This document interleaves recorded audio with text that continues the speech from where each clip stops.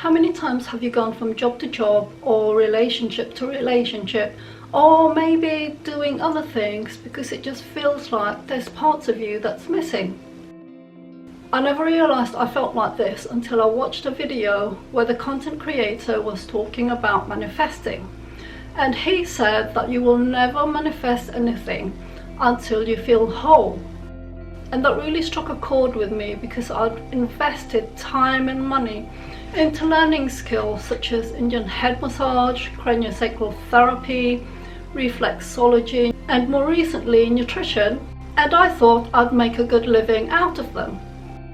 But the video made me realize that I had invested time and money in those caring roles because subconsciously I felt like there was something that was missing inside me, and by learning those new skills and caring for other people, that I might reclaim that missing part of me.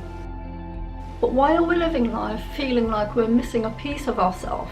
I think somewhere along the line, someone or some people or something made us feel like we're not good enough, that we had to be or do something to make those other people happy. And we internalize this as there's a part of us that's missing. That's why at times it feels like we can't make anybody happy, even ourselves.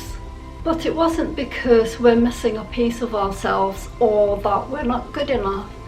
Maybe it was because those people who made us feel those negative feelings didn't feel whole within themselves. So they've had to make us feel like we're missing something, or we need to be or do something to make themselves feel whole again.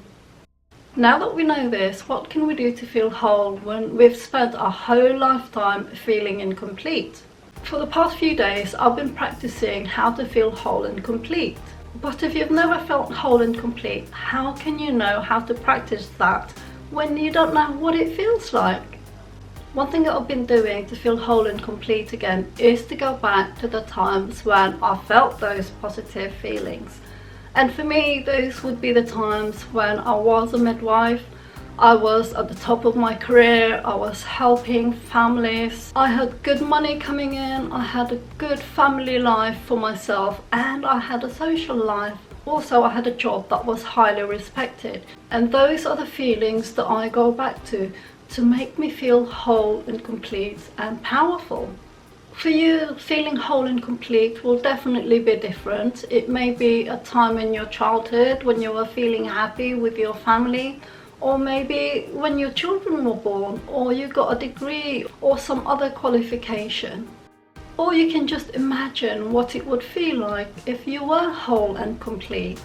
For me, instead of practicing trying to manifest money, I need to practice being that person who has the money or the life that I want.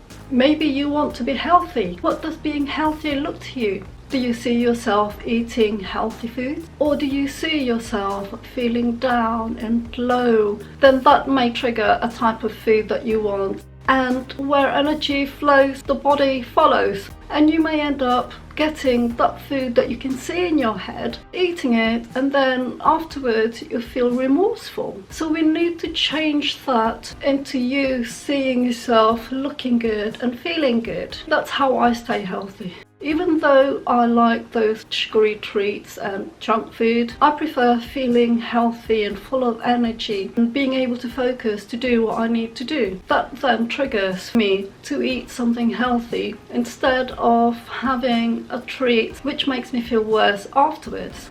Maybe there's something in your past that's happened that you had no control over, and you're still holding on to those feelings of guilt. Maybe it's time to let those feelings go and forgive yourself and try to find happiness and compassion and love for yourself. It's not the situation that's important, it's finding the essence of what it would feel like when you feel whole and complete, and practicing that so it becomes natural.